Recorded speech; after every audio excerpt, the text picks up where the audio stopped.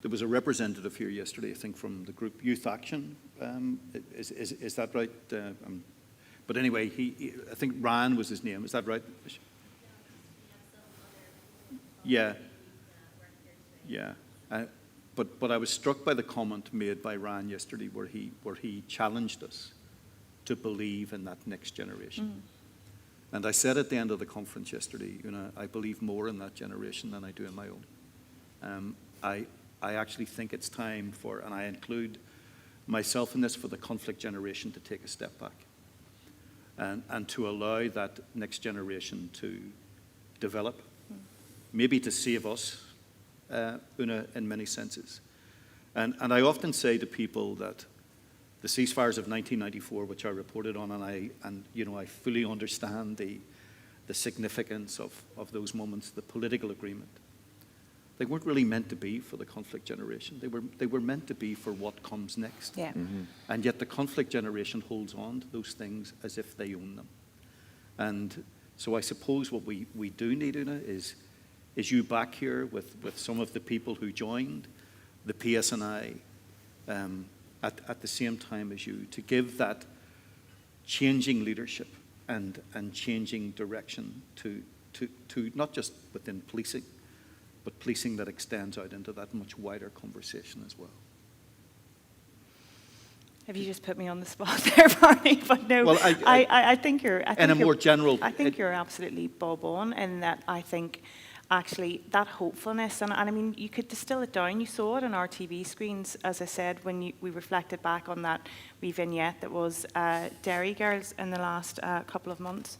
There was such hopefulness. I mean, I can remember, for example, being a DCI in Maydown, so I was in serious crime and investigating murders, terrorist attacks at that time, and I remember taking my whole team to Ebrington to see the Tate exhibition. I was so proud of my city. I remember when MTV came, I mean, Roger, you know this, we never had anything like that in our place. It was just unbelievable. And I think it probably, so, you talk about what the conflict generation are holding on to.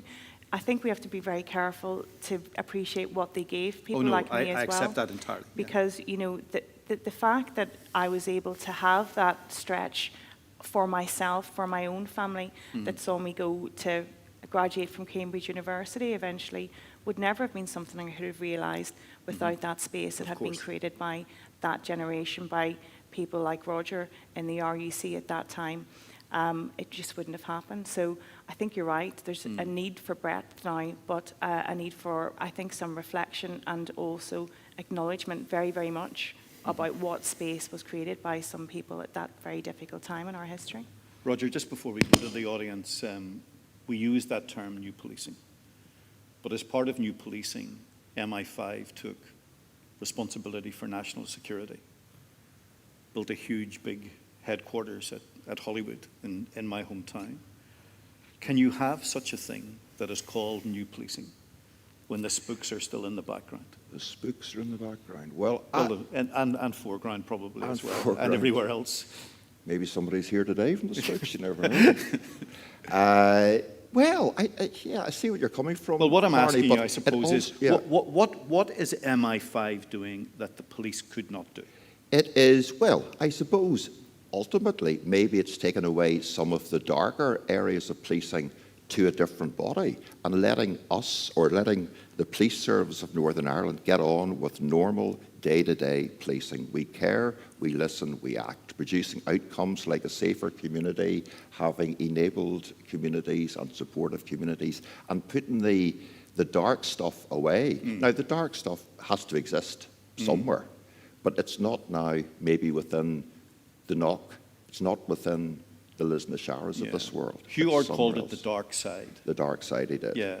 Is that how you viewed the special branch when you were in the police? I must say, special branch... How dirty was that dirty war and that dark side? Never. I think I was rejected for special branch about 1979 because apparently I was too tall. I do recollect. So I would have no great knowledge of special branch after that. But they did save lives. There is no doubt about it. Special branch saved lives. Now they've had a bit of a kicking in recent times, and some of it absolutely rightly so, and some of the kicking has come from RUC officers as well. From within. From within. So not universally popular, but they did save lives. So I think that's an interesting thing, that no longer would you have the extent of security services involved with policing directly that you once maybe had.